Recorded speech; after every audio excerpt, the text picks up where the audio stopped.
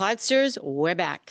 Took a little hiatus last week. You might have noticed that you did not get your usual weekly dose of Unmute Yourself, the podcast. And I'm back. And I'm back with a really good topic this week. I'm excited about this, and I've been thinking about this for a while. So we're going to talk about judgment and more specifically, the ripple effect of what happens if you let your fear of being judged stop you from doing what you want to do. So let's start with the basics. People are judging you every day, no matter what you do. When you wave to your neighbor, when you're taking out your trash, they're judging you. When you are in the supermarket, you're being judged.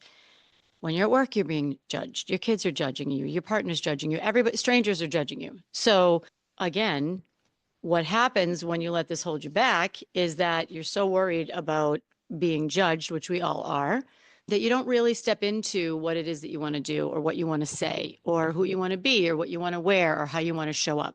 The reason this is top of mind for me right now is because I recorded a podcast back in January. I was a guest on Negotiate Anything. This is the #1 negotiation podcast in the country. Kwame Christian is the host. He is fantastic. And if you don't know Kwame, you will, I promise you, as soon as you're done listening to this, because I'm going to link in the show notes to this episode. Anyway, this is the third time I was on his podcast, which is pretty exciting for me because I love his podcast. He's great. He's a great speaker. He's a great motivator. He's a great negotiator, trainer, all the things. And we were on, and I wasn't really sure what direction we were going to go in the podcast. And as it turned out, when I listened to it, it was really about how releasing the fear or just accepting that people are going to judge me really, really helped me step into the next phase of my business. And also it helped me step into this political arena that I'm in. So if you're new to the podcast, I ran for public office in my town. I was elected, and I am now one of the town leaders. We don't talk about it that much here. Sometimes when that part of my life translates over to business or confidence or judgment in this case, I'll bring it in. But this podcast is mostly about your business and your confidence and how you're showing up and how to thrive. So I was listening to this podcast and I loved it. And I said things that I didn't even remember that I said. And I thought to myself, I really need to talk about this on my podcast, because here's the thing. Imagine if you spend your whole life worrying about being judged and at the same time knowing that people are always judging you. So you're always going to be worrying about being judged, always, because it's always happening. And the minute you can release that or, know it, understand it, and not let it hold you back is when you really get to live the life you want to live. As a speaker, every time I step on stage, I'm being judged. Think about it. Think about the last time you saw a speaker, or went to go see, or you went to a workshop or a seminar or a conference. The minute I walk on stage, it starts. It's fine. It's to be expected. I'm there, and I'm there to deliver a message. People could be, do they think I'm smart enough? Is the message resonating? How's my outfit? Does she know what she's talking about? Is this boring? Is she engaging? Is she credible? All these things. And I know that I check all the boxes on all these things, yet it's still out there and it's still happening. And if I let it stop me, I wouldn't be doing what I'm doing. So think about the ripple effect of this in the speaking arena. And then I'm going to get to the political arena in a minute. In the speaking arena, if I let it stop me, think about the thousands of women that I've trained. Think about this podcast. Think about if I waited or if I didn't start the podcast. We're 160 some odd episodes in now. So that's 3 years. 3 years in, we've built this community. We're rebranding the community, which reminds me, Thrive Hive. Stay tuned. April 4th, we launch. Same people, little bit different messaging, little bit different content. And if you're listening to this podcast, I guarantee that you're going to love this community. So Thrive Hive coming at you soon, April 4th. So we're also rebranding the podcast.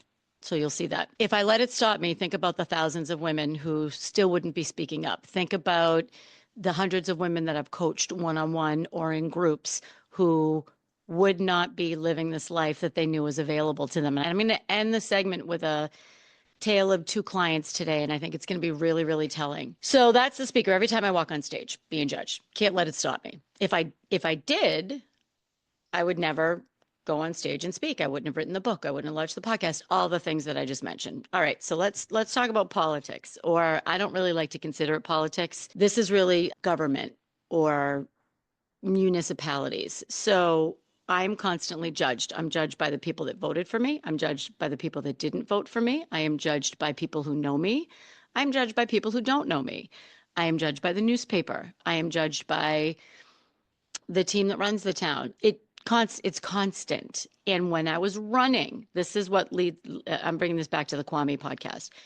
When I was running and there were all kinds of things being said about me, I would say of the negative things that were being said about me, probably 98.6% of them simply weren't true.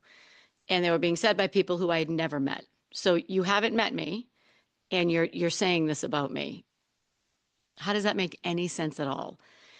It doesn't, and yet it happens, and there's nothing I can do about it. So if I let that fear, or if I let that, I'm trying to think of the word, it's not really fear, it's not even hesitation, irritation. If I let that stop me, I wouldn't have ran and I wouldn't be doing what I'm doing and trying to make positive change and move the entire town forward, whatever that looks like.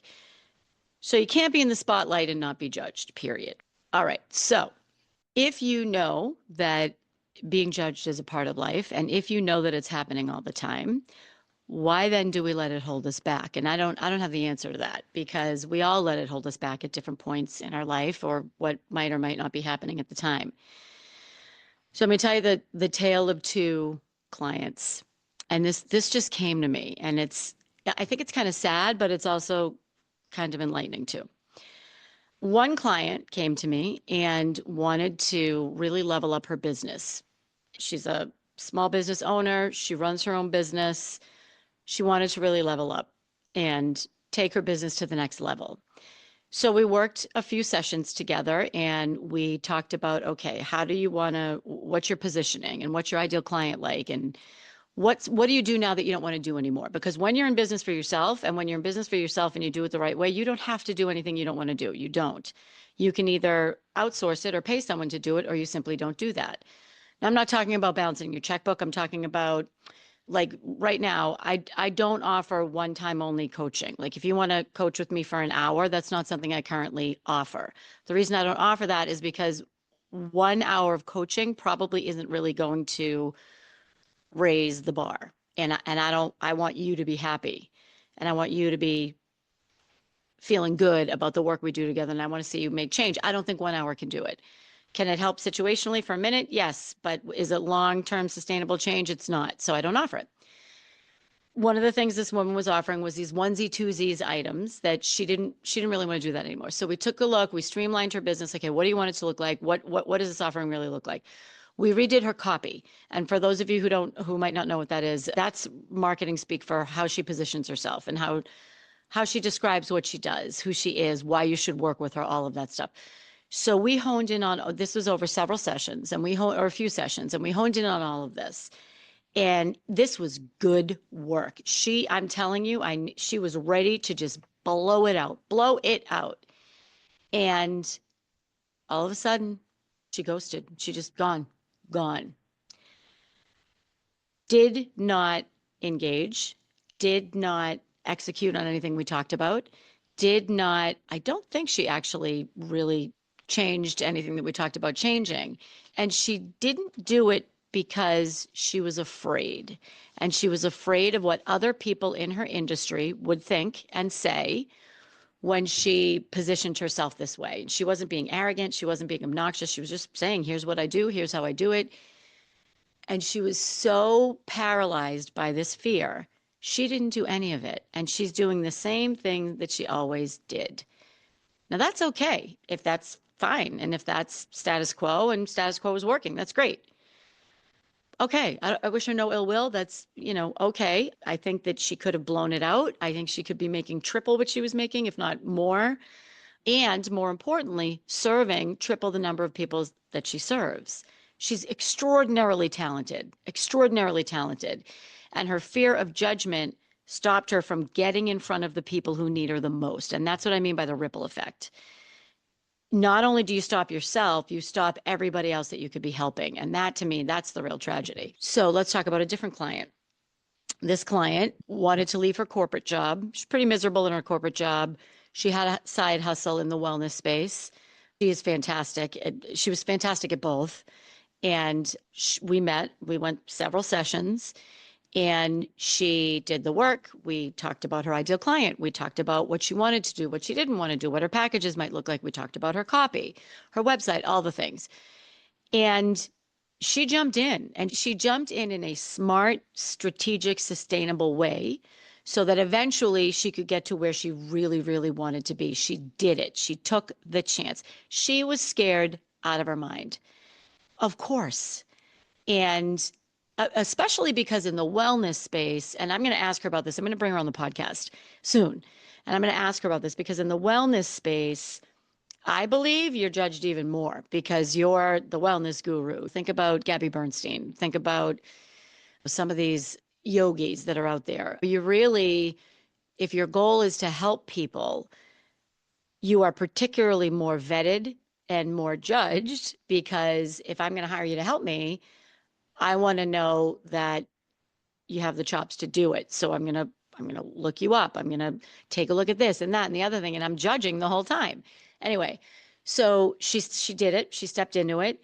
Did she start 360 degrees and, every day doing exactly what she did and only what she wanted to do? No, because you can't. You're not going to be able to start your side hustle or double down on your side hustle and do what you do and only what you like to do all day long. You will get there eventually, 100%. I will guarantee that if you double down and you do the work. So fast forward 2 years maybe, and this is it. She is fully in this life where she is doing what she loves to do. She is so excited. You can hear it in her voice. And she is going to be serving and helping so many people. And if she let her fear of being judged stop her, she wouldn't be doing it.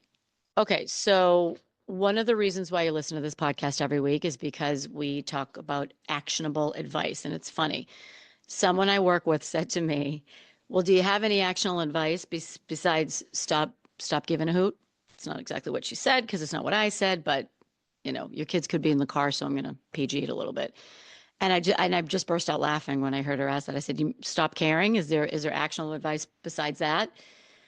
And I mean, that really is the biggest piece is you don't stop caring, but because somebody just mentioned something to me a couple of days ago that someone said about me when I was running for office that wasn't true. Had never met this person, had never sat down and spoken to this person, and yet they're saying all these things. And you don't stop caring, but you stop letting it stop you, or you stop giving it too much weight. Because here's the thing, when someone's judging you and how they're judging you and how they're speaking about how they're judging you says much, much more about them than it does about you. And that's a really nice way to look at it. And whenever I think about that, I think about a few years ago, I had a boss or so, I can't remember, it was a boss or someone in senior leadership. And they were saying something about, I don't know, it was about something I was doing at the time. And I said to my colleague, yeah, okay, well, that's fine. I'm not really going to pay much attention to that. And they were like, well, what do you mean? This is your boss or whoever it was. And I said, well, I don't really respect that person. I don't really value their opinion. So if I don't value their opinion, why would I let it stop me? And this brings me to this quote. For years, I thought it was Brene Brown. It's not. It was Theodore Roosevelt. And it's called The Man in the Arena. And I'm going to read it to you because I really, really love this. I keep it close.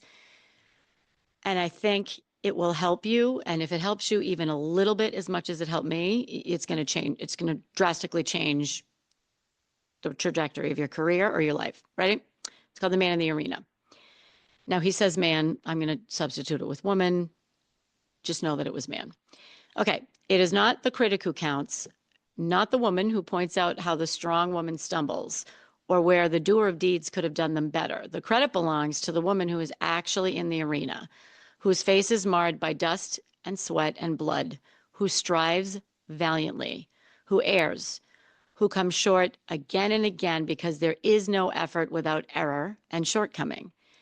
But who does actually strive to do the deeds? Who knows great enthusiasms, the great devotions, who spends herself in a worthy cause, who, at the best, knows in the end the triumph of high achievement, and who, at the worst, if she fails, at least fails while daring greatly, so that her place shall never be with those cold and timid souls who neither knew victory nor defeat.